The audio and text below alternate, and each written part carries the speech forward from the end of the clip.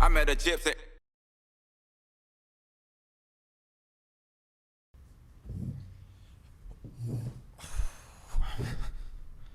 Whoa. Just whoa is all I have to say. Denver. Wow. That was one of the craziest nights, I think, in the history of Supercross. Maybe the most meaningful, like, championship swing. There is a crazy championship scenario that has played out now.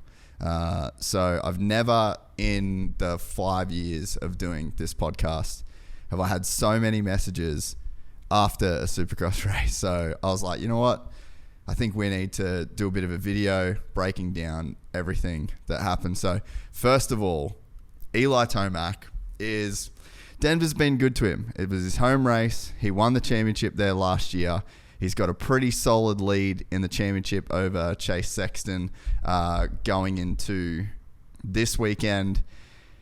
Everything's looking good. Cruises through the heat. And then gets out front in front of a home crowd and is leading the main event when he just slightly overjumps one of the rhythm sections, and instantly you could see in the replay that his Achilles tendon let go.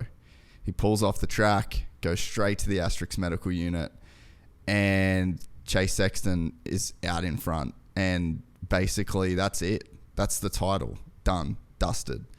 After 16 rounds of what has been probably the most epic Supercross championship that I've seen in recent memory. I don't know that there's been a Supercross championship that has been this good.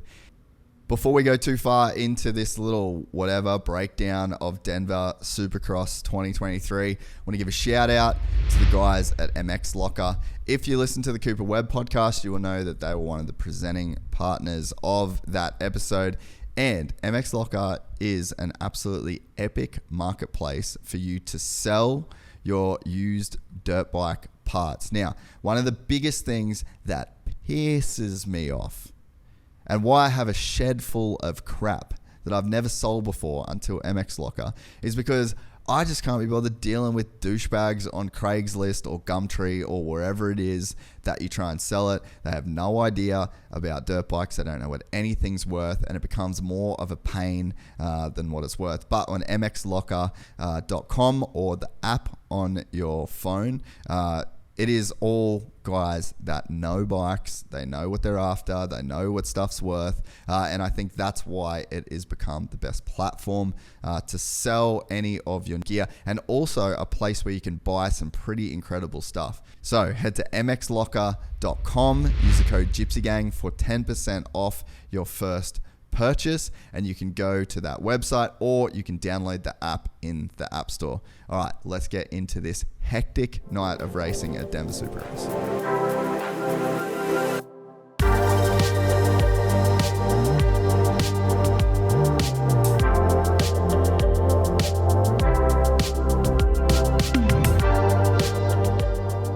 I had a bunch of people messaging me through the race while it was going down. The Achilles tendon is actually one of the most common injuries in professional sports for athletes over 30. We haven't seen it in motocross or supercross that much, but I would be surprised if it doesn't start happening more.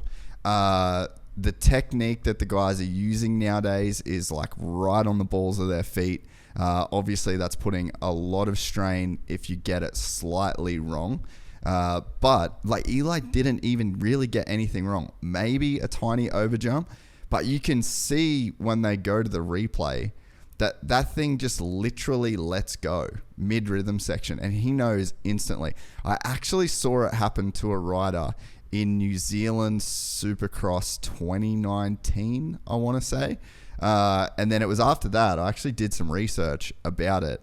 And yeah, there's been studies that have been done that have showed that your risk as an athlete of injuring your Achilles tendon after you're 30 years old just goes up dramatically. So yeah, and I mean, Ricky said it in the broadcast, and you hate to even give it the thought that he kind of brought up, but I mean, he's right. Like, we might have just seen Eli Tomac do his last ever race. And I mean, surely he comes back and he can do, some other races. But as far as like championships, I mean, maybe he comes back next year.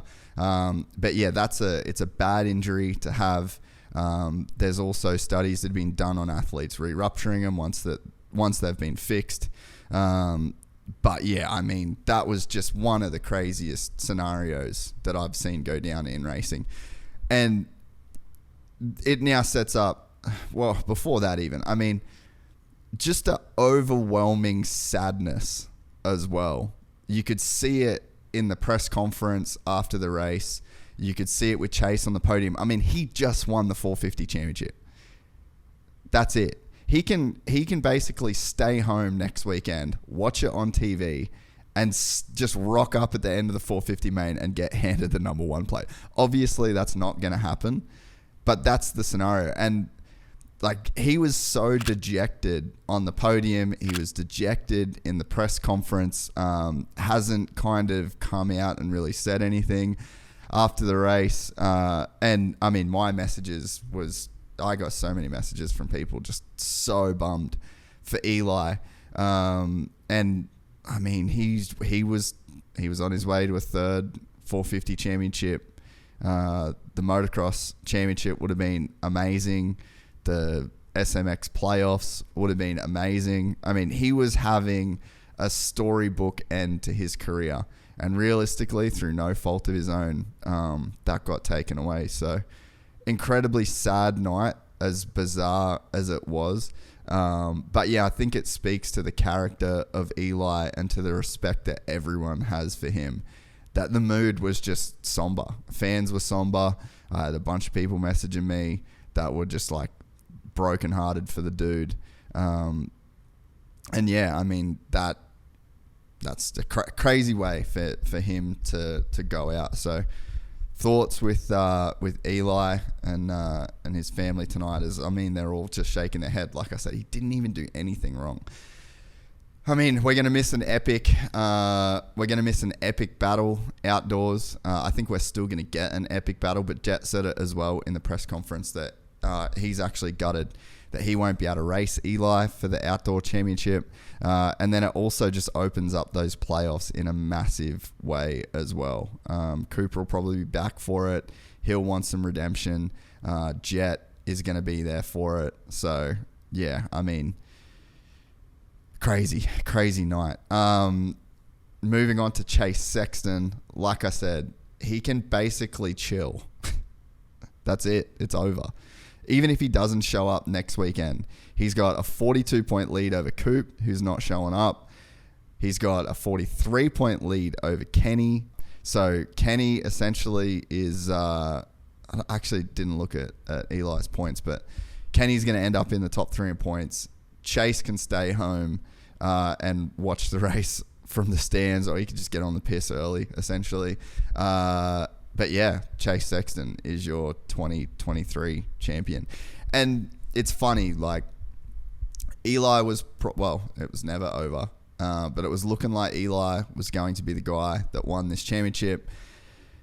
Mitch Payton said a quote, though, a now famous quote: "It's usually the fastest guy that wins the series." And looking at it now from after Denver Supercross, Chase Sexton has been the fastest guy all year.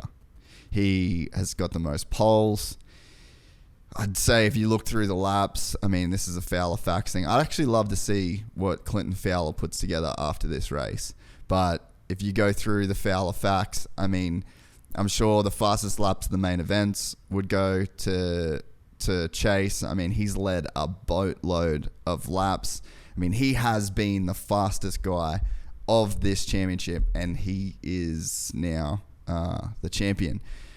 I think the thing to think with Chase as well is that there was that mid-season run of crashes that he had, but if you X those out, and let's say they're not even wins, but they're like second places or third places, he's way in this championship. I mean, he won and had 7 points taken off his tally, so like give him back those 7 points even.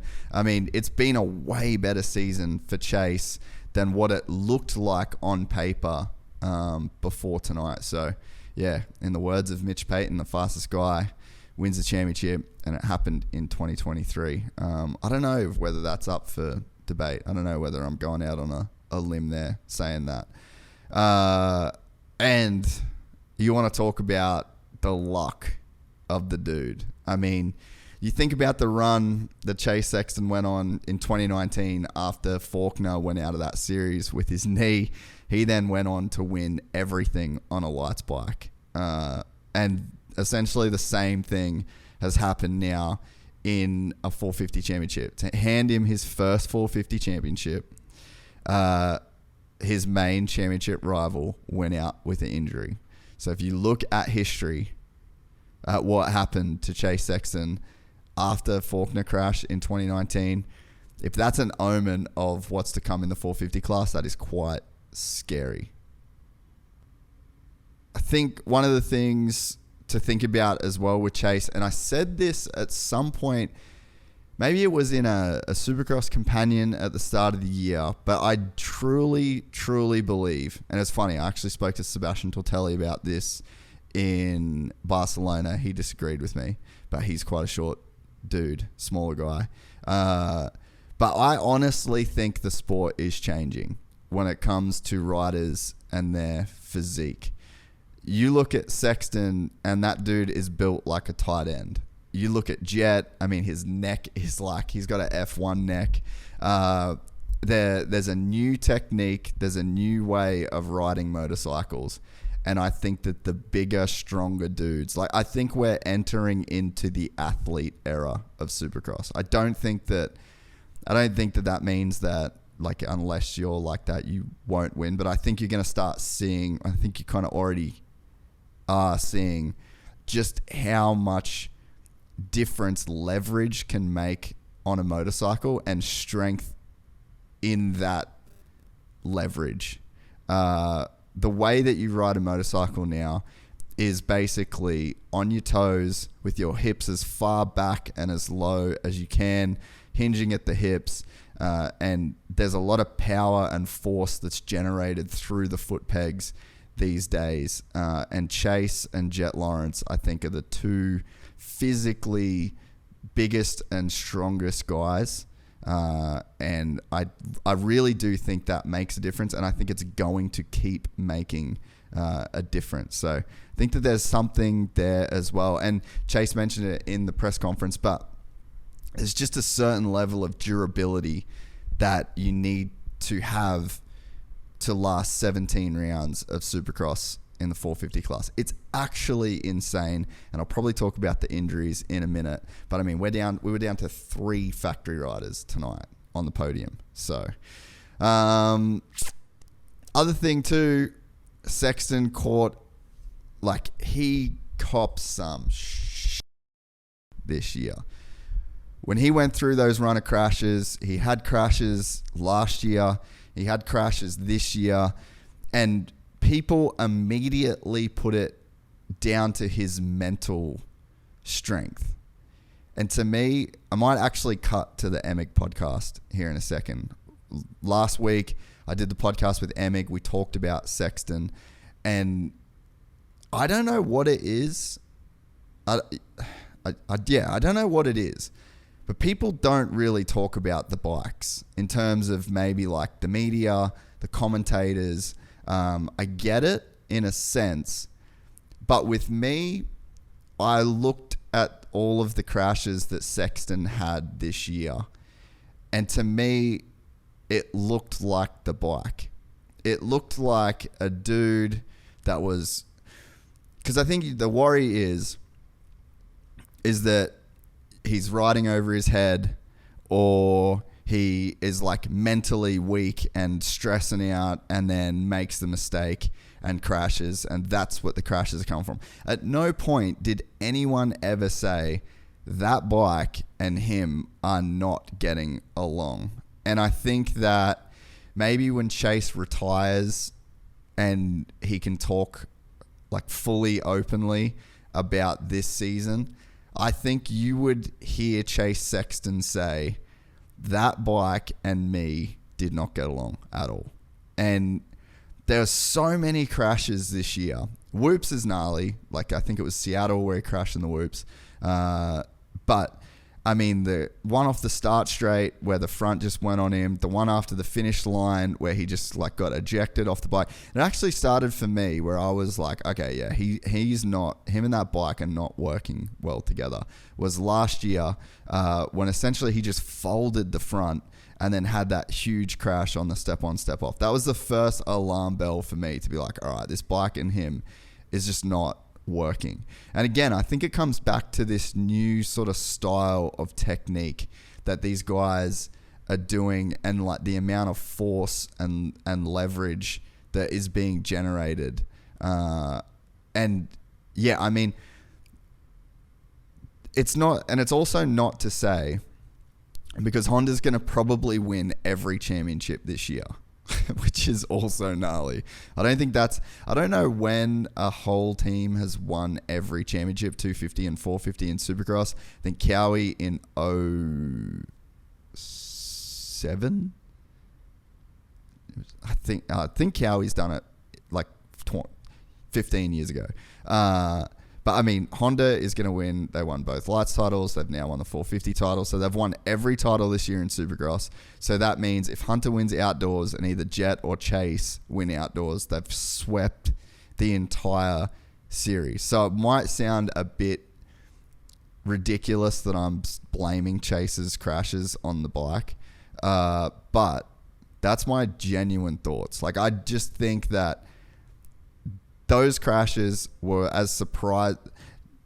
Chase Sexton was the most surprised about the crashes that he had. He was cruising. I think he's got so much speed to burn. I think that when he got out front, he wasn't pushing too hard. He wasn't stressing. There was no like mental lapses that were coming from him. I think that he just got surprised by the way that his motorcycle reacted. And I think that what these guys are doing, they have like a feeling with the bike. They're predicting what it's going to do. They have like this feeling of just how hard they can push the bike into turns. Like they understand. They're predicting the reactions that the bike is going to give them, and they're riding to that level. And I think that probably would have been part of the frustration for Chase, is that he was doing nothing wrong. And he was having those crashes. So that's just my take. I think that there's probably going to be a ton of dudes that were going super hard on like the whole mental side of it. And I don't know, maybe, yeah, I guess I don't know where I really land on that. But yeah, I just don't think anyone's really called out the bike and just said like, I just think he's really struggling with it. And it's like Jet might not have the same problems. Jet's got a different riding style. Even though I think they ride quite similar. But yeah, so I think that Chase really didn't gel with his bike. And if he did, there'd be some big problems for everybody else. But yeah, so I think that for Chase this year, those crashes, they weren't down to any mental weakness. They weren't down to a lack of concentration. They weren't down to pressure. I really think that he struggled to predict what his motorcycle was going to do for 20 minutes in a main event. So yeah, I mean, this sets up a crazy outdoor season, man. The ride that we've got to go on is Motocross of Nations. Jet got the better of that battle. I'm calling Jet for a 450 championship. I have to, obviously. But yeah, I mean, I think Jet is going to be, I think it's going to be a pretty gnarly season under that Honda tent. Yeah, that might be that's going to be the dog days of summer. Second place on the evening with an amazing ride and just an overall amazing season. He's probably going to be on the box again next weekend. Ken Roczen, he's got 1 win on the season. He's got 4 podiums on the season. Kenny's a vibe guy, and it really seems like he's got the vibes right. He talks about the team. He talks about his crew. He talks about his personal life. I think that Kenny's a guy that when the boxes are ticked, He is one of the best guys on the planet on a dirt bike. I would love to see what he could do outdoors on that bike. I think 2016 Ken Roczen, the dude that pretty much won every single moto en route to a championship. But I think what you will see is you will see Ken with the number 1 plate on his bike racing Supercross for WSX. That's my prediction. I don't know for sure, but I just can't see him not running that number 1 plate after what he did last year and having 6 races for that series. So that kind of, that's why I think it really goes down to a bit of a 2-horse race in outdoors for the championship with Jet and Chase. But yeah, Kenny, amazing season. It's been so cool. I mean, I just feel like when there's certain guys that just, they bring something to the championship. Kenny's definitely brought something to this year's championship, and I'm just so pumped to see what he's been able to do. And then AC, mate, I teared up. I'll say it. He was crying. I was crying. There was some tears all around the world for that dude, I'm sure. I've said it before on podcasts, but AC is one of the reasons I think Gypsy Tales even exists. In 2014, we did a chat it was like a project I was pitching to Red Bull that never got done, but I kind of just like turned it into Gypsy Tales essentially. But we had to sit down in 2014. He was maybe like 16, 17 years old. He just bought a house in Florida. He was living by himself. He was like kind of going through all these changes in his life. And we sat down. We did like an 1.5-hour interview that was for this project that I wanted to do. And he just blew me away, man. Like I'd hung around with him a bit before, but not on that level. I mean, take away a Supercross bike, take away everything that he's done. He's just such a good dude. And he has been through hell these last few years. I was actually at Geneva Supercross when he first popped his shoulder out, and I mean, he was ripping, and that was kind of like the start of a really crazy ride for him in terms of injuries, and what he must have been through in these last few years is, I don't know that many people could maybe relate to that, you know. You put your whole life into something, you work your whole life, you reach a certain level, that comes with a bunch of expectation from not only yourself, but your family, from the industry, from sponsors, from fans. And nowadays with social media, everyone can talk about what you're doing wrong. Everyone can write you off. Everyone can say that you are never going to win again. You're never going to be on the podium again. And I mean, he's still not 100%. So obviously the field is thinned out with riders, but you will never be able to take away that podium from Adam Ciancirulo tonight. And that's a good dude right there that some good happened to tonight. And it just makes me so happy to see him back on the box, back in a press conference. I've said it before and I'll say it again. The sport is better when Adam Ciancirulo is on the track. The guy is one of the best dudes in the sport. And yeah, that was pretty amazing night. So I think the other thing to touch on as well is just injuries, man. Like, dude, Cooper's crash, that you can't, like, I was thinking about it because, again, a bunch of people have messaged me about the crashes and the injuries. And yeah, I've had a bunch of messages, and I just I don't even know what to say or do about it. I don't know what my suggestion is. Actually, I have one suggestion. Let's never have a dragon back ever again. I just feel like a lot of people crash there. Do they really add that much value? If you're going to say whoops, like take whoops away, I'm probably going to be like, all right, let's back it down a notch.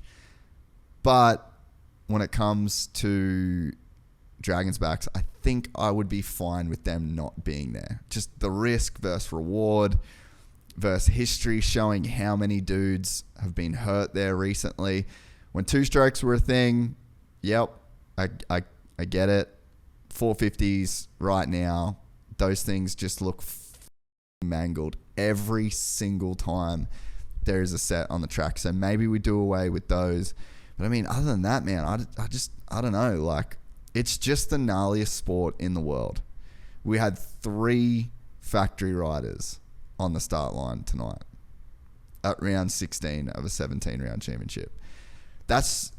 I'm not even going to, I don't want to offer suggestions. I don't want to say that things, it's just the gnarliest sport in the world. But it's bad for business. And again, I'm not blaming anybody. I'm not saying, I don't have a solution. But I feel like we've kind of got to the point now where it's like, all right, we've got to look into this and we've got to try something. Even if it doesn't work, we have to try something. Because, again, 3 factory riders, so 3 of the sport's top riders are at round 16 of the championship. And Eli, one of them, got injured. So at the end of the night, there were 2 factory riders circulating the track. You could say Ken Roczen's factory to a point, but if we're going to be literal for the point that we're trying to make, 2 factory riders at the end of the night. Again, I don't think that, I'm not blaming anybody for it. I'm not saying someone's done something wrong. I'm just saying I feel like we've got to try something. Something's got to happen. I don't know. It's just not cool. I feel bad for the boys that are hurt.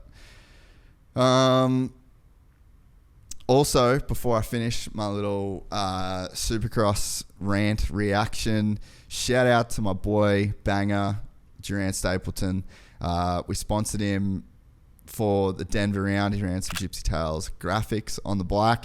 Ended up getting some sick TV time, some race day live coverage. Got a shout out from Lee Diffie. Cheers, bruz. For him in the LCQ, the Gypsy Tales Gas. That was cool. But in all honesty, I didn't do it for any TV time. I feel like a lot of people that watch Supercross kind of already know about the podcast. It was more just to support Banger and also to show people that if you've got a business, if you want to get your logo on TV, there are some really, really cool privateers that are out there that are making the main events and that they're in the LCQs and they're consistently doing well in the LCQ. So if you're in the moto community or if you're a moto guy or if you've got anything to do with moto, look at some guys that are in kind of like that top level privateer bracket, like Banger, like Moran's, like Logan Carnow, Cartwright. There's so many good dudes, and you could, for not that much money, get your logo on their bike. And if you market it right, like Jaron did a takeover of the Instagram, which was super cool. You can really get something out of that as a brand. So I was so pumped to help Banger out. My dad knows him super well. He's a legendary Aussie kid that's been over there for a while. We're going to get him on the podcast pretty soon to talk about the whole experience and just like his US career in general. There's one more round to go.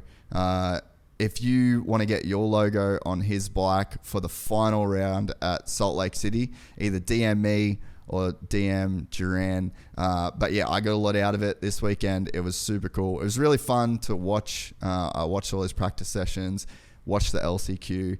He did amazing.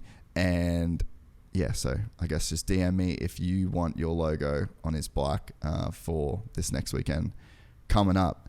I just wanted to talk about a crazy night of racing. The podcast, we've got some cool stuff coming up. If you go to gypsytales.com, which is our membership website, there's already been a podcast with Jeff Emig on there for about a week. All of our episodes of the podcast go up on our member site early.